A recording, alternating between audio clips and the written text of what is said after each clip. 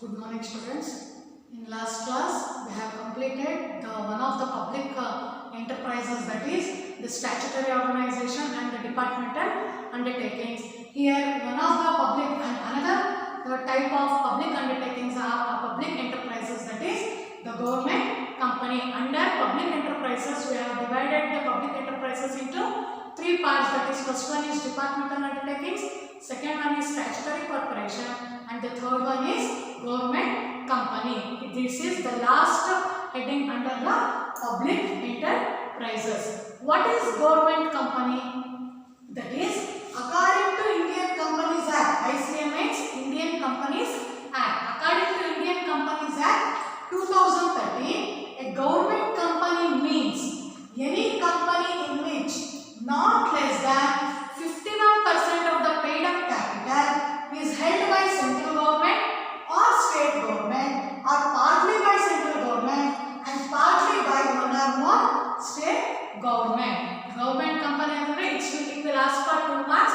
What is government company means? Government company is a company according to Indian Companies Act 2013. The government company means any company in which not less than 51% of the paid up capital is held by central government or state government. Not both. If it is central government or it may be state government, central government or state government, or partly by central government and partly by one or more state government. ಏನು government company ಅಂತಂದ್ರೆ companies act 2013 ಪ್ರಕಾರ government company ಅಂತಂದ್ರೆ ಯಾವ ಕಂಪನಿಯಲ್ಲಿ ಶೇಕಡ 51% ಗಿಂತ ಹೆಚ್ಚಿನ ಬಂಡವಾಳ, ಹೆಚ್ಚಿನ ಪೇಡ್ ಅಪ್ ಕ್ಯಾಪಿಟಲ್, ಹೆಚ್ಚಿನ ಬಂಡವಾಳವನ್ನು ಇರುತ್ತೋ ಆ ಬಂಡವಾಳ ಬಂದು ಸೆಂಟ್ರಲ್ ಗವರ್ಮೆಂಟ್ ಅವರು ಇದನ್ನ ಇನ್ವೆಸ್ಟ್ ಮಾಡಿರ್ಬೋದು, ಅಥವಾ ಸ್ಟೇಟ್ ಗವರ್ಮೆಂಟ್ ರಾಜ್ಯ ಸರ್ಕಾರದವರು ಹಾಕಿರ್ಬೋದು, ಅಥವಾ ಆ ಒಟ್ಟು ಶೇಕಡ 51% ಅಷ್ಟು ಬಂಡವಾಳವನ್ನ ಅರ್ಧ ಸ್ಟೇಟ್ ಗವರ್ಮೆಂಟ್ ಹಾಕಿರ್ಬೋದು ಅಥವಾ ಅರ್ಧ ಸೆಂಟ್ರಲ್ ಗವರ್ಮೆಂಟ್ ಹಾಕಿರ್ಬೋದು. ಆ ಎರಡೂ ಒಂದು ಕಾಂಬಿನೇಷನ್ ಇರ್ಬೋದು, ಅಥವಾ complete the 51% of paid up capital is held by only central government or only state government. ಬರೀ ಸೆಂಟ್ರಲ್ ಗವರ್ಮೆಂಟ್ ಅವರು ಹಾಕಿರ್ಬೋದು ಅಥವಾ ಬರೀ ಸ್ಟೇಟ್ ಗವರ್ಮೆಂಟ್ ಅವರು ಹಾಕಿರ್ಬೋದು, ಅಥವಾ partly by central government and partly by state government. But it should have more than 51%. If it has a 50% also, it will not become a government company. A government company means, according to Indian Companies Act 2013, government company means it should have not less than 51%, not less than 51% of paid up capital. That paid up capital should be held by central government or state government, or partly by central government and partly by one or more state government. ಅಂದ್ರೆ ಆ ಶೇಕಡ 51% ಬಂಡವಾಳವನ್ನ ಯಾವ ಕಂಪನಿಗಳು ಹೊಂದಿರುತ್ತೋ ಆ ಕಂಪನಿಗಳನ್ನೆಲ್ಲ ಏನಂತೀವಿ ನಾವು? ಸರ್ಕಾರಿ ಕಂಪನಿಗಳು ಅಂತೀವಿ. ಆ ಸರ್ಕಾರಕ್ಕೆ, ಆ ಕಂಪನಿಗಳಿಗೆ ಬಂಡವಾಳವನ್ನ ಯಾರು ಹಾಕಿರ್ತಾರೆ? ಸಂಪೂರ್ಣವಾಗಿ ಕೇಂದ್ರ ಸರ್ಕಾರದವರು ಹಾಕಿರ್ಬೋದು ಅಥವಾ ಸಂಪೂರ್ಣವಾಗಿ ರಾಜ್ಯ ಸರ್ಕಾರದವರು ಹಾಕಿರ್ಬೋದು. ಇಲ್ಲ ಅಂತಂದ್ರೆ ಸ್ವಲ್ಪ ಭಾಗವನ್ನ ಕೇಂದ್ರ ಸರ್ಕಾರದವರು, ಸ್ವಲ್ಪ ಭಾಗವನ್ನ ರಾಜ್ಯ ಸರ್ಕಾರದವರು ಬಂಡವಾಳವನ್ನ ಹಾಕಿ ನಡೆಸ್ಕೊಂಡು ಹೋಗುವಂತ ಒಂದು ಸಂಸ್ಥೆಯನ್ನ ಏನಂತ ಕರಿತೀವಿ? Government company. That is, according to Indian Companies Act 2013, government company means it's a company which should have, in which not less than 51% of the paid up capital is held by central government or state government, or partly by central government or partly by one or more state government. It's the meaning of government company. It should be asked for 2 marks. 2 marks question you. Next, what are the features of the government company? What are the features of government company? Means the first feature is the government company is created by the Indian Companies Act of 1956. ಇಲ್ಲಿ ಏನಾಗಿದೆ ಅಂತಂದ್ರೆ ಈ government ಕಂಪನಿಗಳನ್ನು ಭಾರತೀಯ company ಕಾಯ್ದೆ 1956ರ ಪ್ರಕಾರ ಏನ್ ಮಾಡಿರ್ತಾರೆ? ಪ್ರತಿಯೊಂದು ಸರ್ಕಾರಿ ಕಂಪನಿಗಳನ್ನ ಕ್ರಿಯೇಟ್ ಮಾಡಿರ್ತಾರೆ. The government company is created by the Indian Companies Act of 1956. ಭಾರತೀಯ ಕಂಪನಿ ಕಾಯ್ದೆ 1956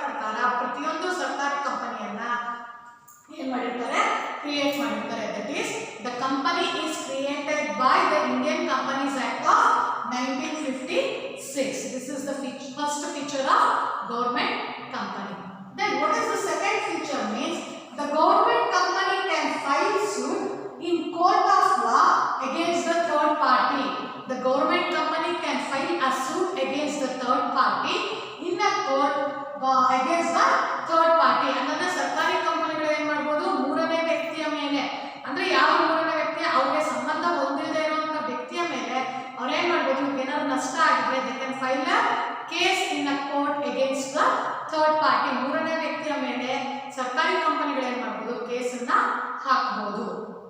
Then the third feature is the government company can enter into contract and acquire the property in its own name. The government company can enter into contract and can acquire the property in its name. ಅಂತಂದ್ರೆ ಯಾವುದೇ ಒಂದು ಒಪ್ಪಂದವನ್ನ ಯಾವುದೇ ಒಂದು contract ಗೆ ಏನು ಮಾಡಬಹುದು, government company contract ಗೆ ಒಪ್ಪಂದವನ್ನ ಮಾಡ್ಕೊಬಹುದು. ಆ ಒಪ್ಪಂದವನ್ನ ಮಾಡ್ಕೊಳ್ಳೋ ಜೊತೆಗೆ ಯಾವುದೇ ಒಂದು ಪ್ರಾಪರ್ಟಿಯನ್ನ, ಇವಾಗ ಫಾರ್ ಎಕ್ಸಾಂಪಲ್ ಬ್ಯಾಂಕ್ ಅವ್ರು ಆಗ್ಬೋದು, ಸರ್ಕಾರದವ್ರು ಆಗ್ಬೋದು, ಏನೋ ಲೋನ್ ಕೊಟ್ಟಿರ್ತಾರೆ, ಏನೋ ಆಗಿರುತ್ತೆ ಅಂತಂದಾಗ ಆ ಲೋನ್ ರಿಕವರ್ ಆಗಬೇಕಾದ್ರೆ ಏನಾಗುತ್ತೆ, ಆ ಆಸ್ತಿಯನ್ನ ಹರಾಜು ಮಾಡ್ತಾರೆ, ಹೌದಲ್ಲ? ಆ ಆಸ್ತಿಯನ್ನ ಆಕ್ಷನ್ ಹರಾಜು ಆದಾಗ ಏನಾಗುತ್ತೆ, ಆ ಸಂಪೂರ್ಣವಾದ ಆಸ್ತಿಯನ್ನ ಸರ್ಕಾರದವರು ಮುಟ್ಟುಗೋಲನ್ನ ಹಾಕಬಹುದು. That is the company, the government company can enter into contract and acquire the property in its own name. ಯಾವುದೇ ಒಂದು ಸರ್ಕಾರಿ ಕಂಪನಿ ಕಾಂಟ್ರಾಕ್ಟ್ ಅನ್ನ ಮಾಡ್ಕೋಬಹುದು, ಒಪ್ಪಂದವನ್ನ ಮಾಡ್ಕೋಬಹುದು.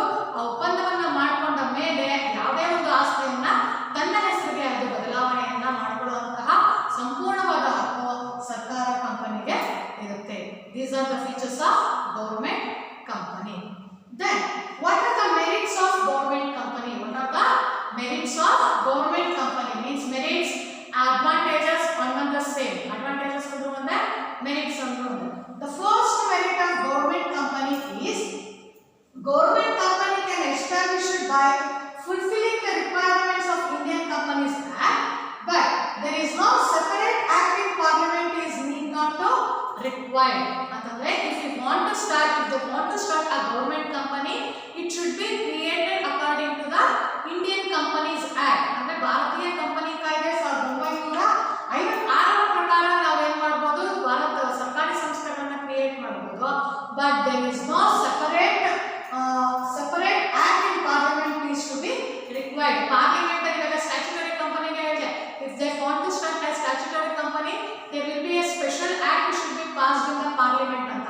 ಅಂದ್ರೆ ಪಾರ್ಲಿಮೆಂಟ್ ಅಲ್ಲಿ ನೀವು ಸದನದಲ್ಲಿ ಸಪರೇಟ್ ಆಕ್ಟ್ ಅನ್ನ ಪಾಸ್ ಮಾಡೋದ್ರ ಜೊತೆಗೆ ಕಂಪನಿಗಳನ್ನ ಶುರು ಮಾಡಬೇಕು ಅನ್ನೋ ಅವಶ್ಯಕತೆ ಇಲ್ಲ. ಯಾವ ಕಂಪನಿಯನ್ನ, ಸರ್ಕಾರಿ ಕಂಪನಿಯನ್ನ.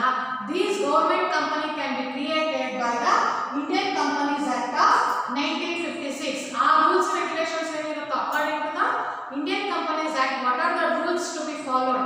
According to that it can be created, but there should not be need to pass special act in the parliament. Parliament ಅಲ್ಲಿ special act pass ಮಾಡಬೇಕು ಅನ್ನೋ ಅವಶ್ಯಕತೆ ಇಲ್ಲ. According to the Companies Act of 1956, the government company can be created. This is the first merit of government company.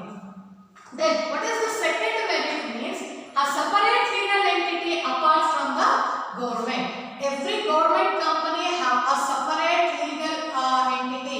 It have a separate legal existence apart from the government. ಅಂದ್ರೆ ಸರ್ಕಾರವನ್ನ ಬಿಟ್ಟು ಅದೇನಾಗುತ್ತೆ, ತನ್ನದೇ ಆಗಿ ಸಂಪೂರ್ಣವಾಗಿ ಒಂದು ಅಸ್ತಿತ್ವವನ್ನ ಪಡ್ಕೊಂಡಿರುತ್ತೆ. That is, every government company has a separate legal entity apart from the government. ಸಂಪೂರ್ಣವಾಗಿ ಸರ್ಕಾರನೇ ಅದು ಡಿಪೆಂಡ್ ಆಗಬೇಕು, ಅವಲಂಬನೆ ಆಗಬೇಕು ಅಂತ ಅವಶ್ಯಕತೆ ಇಲ್ಲ.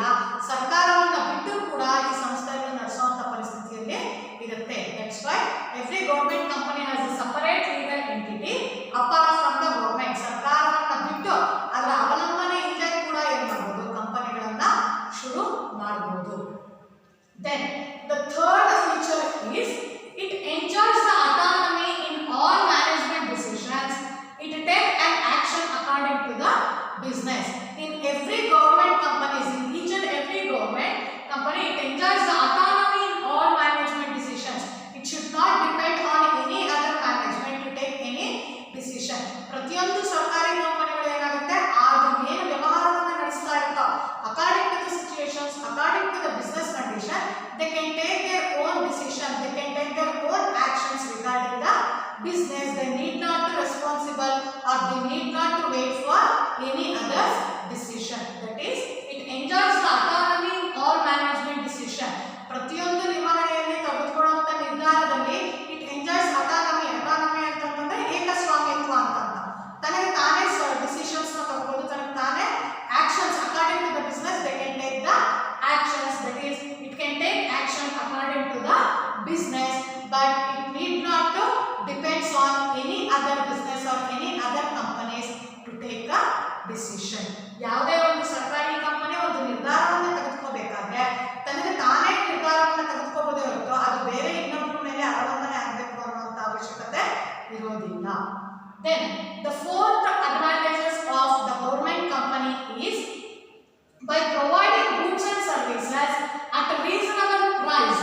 By providing goods and services at reasonable price to the customer, it able to control the market and curb the unhealthy business practices.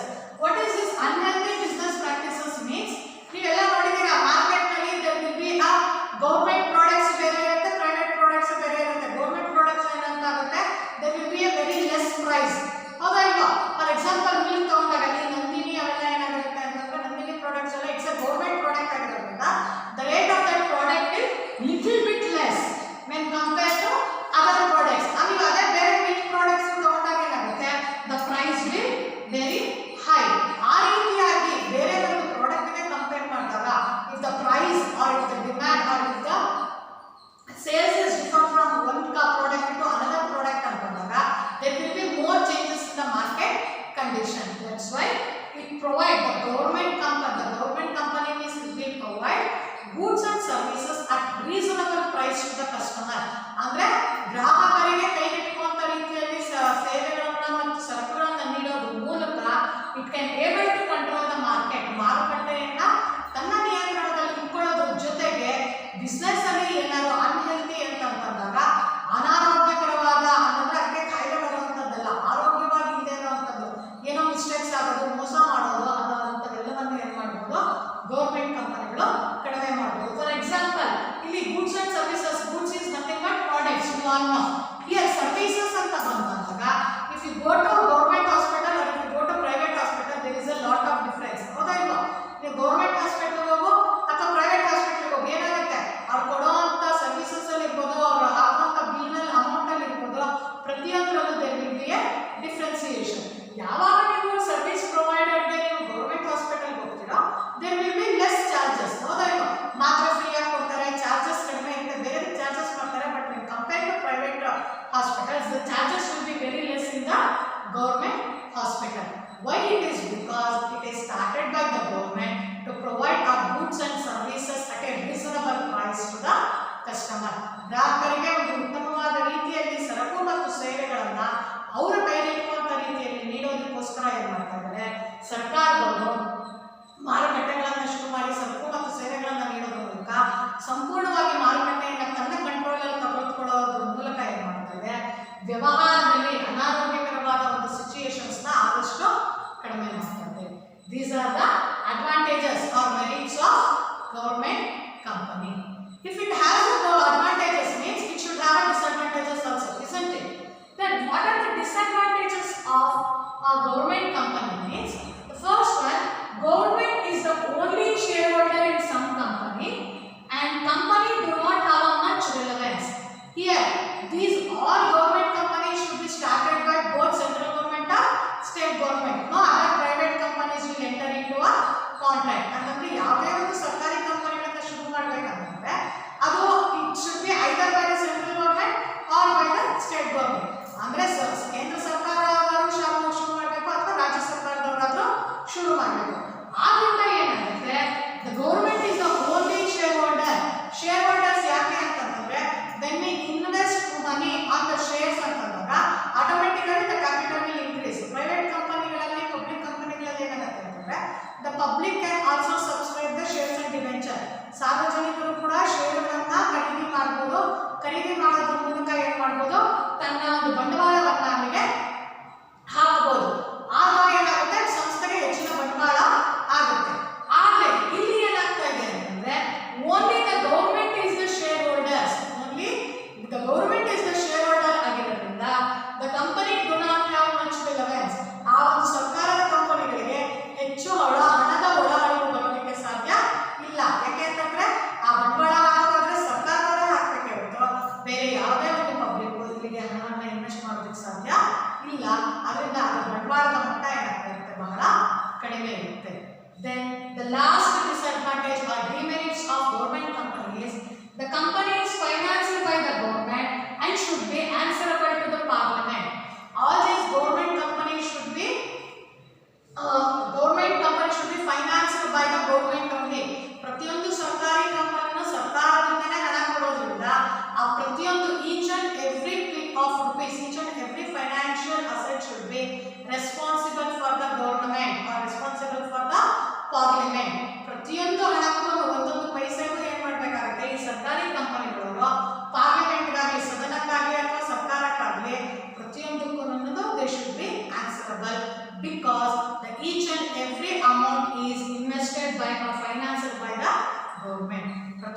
ಸರ್ಕಾರ ಕಂಪನಿಗೂ ಸರ್ಕಾರದವರೇ ದುಡ್ಡು ಹಾಕಿರೋದ್ರಿಂದ ಆ ಸರ್ಕಾರಿ ಕಂಪನಿಗಳು ಏನಾಗುತ್ತೆ, ಏನೇನು ಖರ್ಚಾಗುತ್ತೋ, ಏನೇನು ವೆಚ್ಚ ಆಗುತ್ತೋ, what are the expenses, what are the incomes, they all should be answered to the parliament or to the government. ಸರ್ಕಾರಕ್ಕೆ ಏನು ಮಾಡಬೇಕು, ಉತ್ತರವನ್ನ ನೀಡಬೇಕಾಗುತ್ತೆ. This is about the government company. That is the meaning of government company, features, merits